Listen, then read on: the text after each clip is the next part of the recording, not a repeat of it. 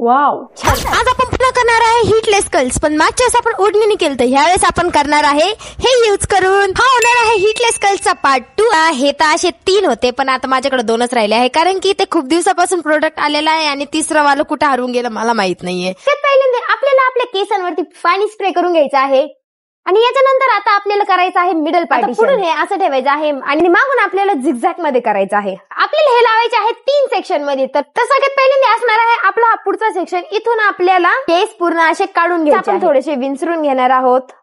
आता माझं एक प्रोडक्ट हरवलंय, त्याच्यामुळे पुढच्या कर्ल साठी मी यूज करत आहे हे हेअर रोलर. आता या प्रोडक्टला लास्ट हुक दिलेले आहेत, त्याच्यामुळे कुठल्याही प्रकारचे रबर बँड आपल्याला यूज करायची तर गरज पडणार नाहीये. आता हे केस असे घ्यायचे आहेत, त्याला अपोजिट साइडला टर्न करायचंय शेवटपर्यंत आणि लास्टला इथं आपल्याला हुक लावायचं आहे. हे असं काहीतरी दिसणार आहे. आता जी इकडून केले सेम इकडून करायचंय. तर आता 1 तासानंतर बघू याचा रिझल्ट काय येतोय. तर गाईज फायनली 1 तास कम्प्लीट झालेला आहे आणि आता माझ्यामध्ये अजून पेशन्स नाही, मी वाट बघणार आहे. तर चला लेट्स रिव्हील द ट्रुथ.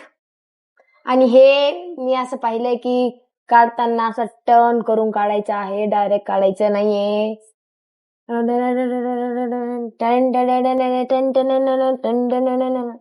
बाबू, तर हे असं काहीतरी झालेले आहे. केस इकडून पण सेम करून नाही, अपोजिट मध्ये काढून राहिले, असे गोल करून काढायचे ते केस. वाव, छान झालेत बरं का, एवढे काही वाईट नाही झाले. हे वाला आपलं लास्टचं.